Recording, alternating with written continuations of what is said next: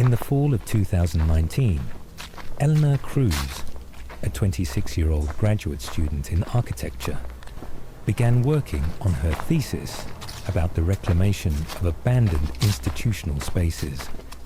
Her focus was on defunct mental asylums, structures with haunting histories and decaying grandeur. When her advisor at Miskatonic University suggested she visit Danvers State Hospital in Massachusetts, she jumped at the chance. The site was infamous for its Gothic spires, underground tunnels, and grim past involving patient abuse, electroshock therapy, and experimental procedures in the early 1900s. Danvers had been closed for decades, partially demolished, with only certain wings and substructures still intact, the most dangerous and inaccessible parts. But Elena had a city permit for research photography, and she'd explored dozens of abandoned places before. She was practical, driven, and skeptical of the paranormal. Ghost stories, to her, were campfire entertainment.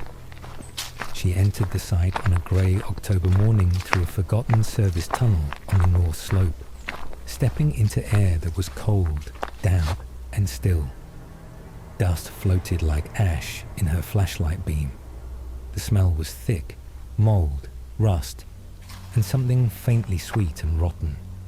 She moved cautiously, her camera around her neck, a flashlight clipped to her jacket, and an audio recorder running for ambient soundscapes.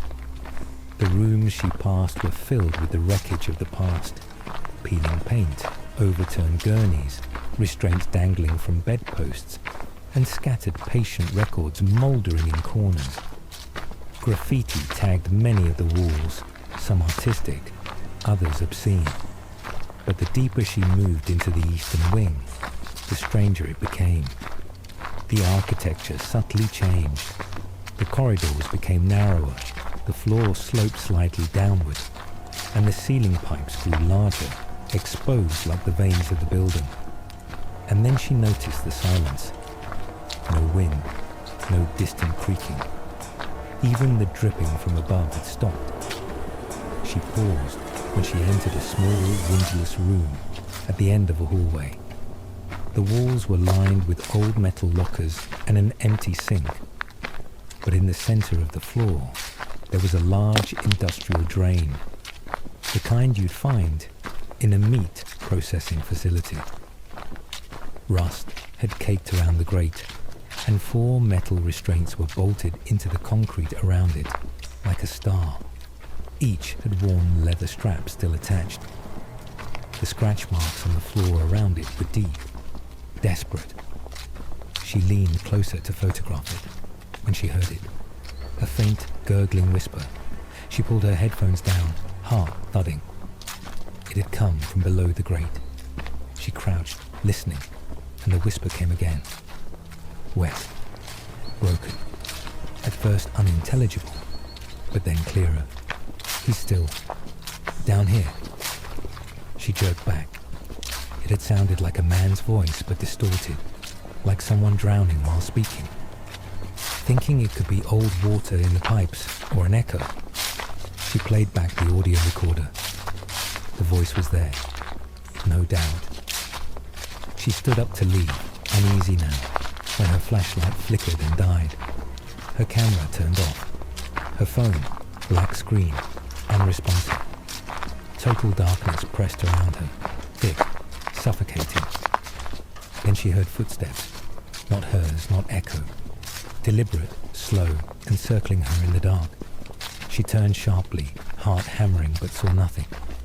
The air suddenly carried the scent of metal, blood and rust, and then a voice whispered from below again. This time not distorted, clear. Director. Elena. Her name spoken from the drain. She didn't scream. She couldn't. Fear had locked her voice. She fumbled in the dark, slamming into a wall, tearing her jacket in rusted hooks. She found the corridor again by instinct, ran blind, scraping her leg on something sharp, and didn't stop until she hit daylight through the open tunnel door. She collapsed outside, coughing and shaking. Her jeans were soaked to the knee.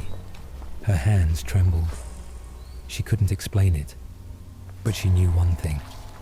Something had spoken her name, and it had come from beneath. That night, back in her apartment, she couldn't sleep. The sound of water dripping seemed to follow her, even when the faucets were off.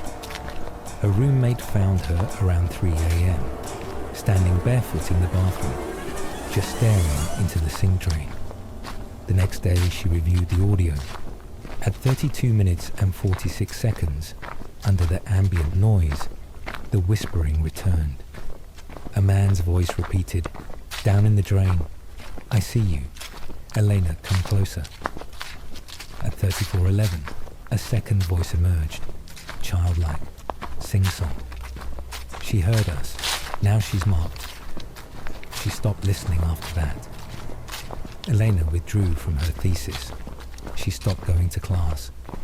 Her roommate said she began covering every drain in the apartment, sinks, shower, even the tiny one behind the washing machine. She taped them shut. She poured bleach down them every night. One morning, Elena was gone. No signs of a break-in. Her phone, wallet, and shoes were by her bed. The door was locked from the inside. The bathroom light was on. The mirror fogged up.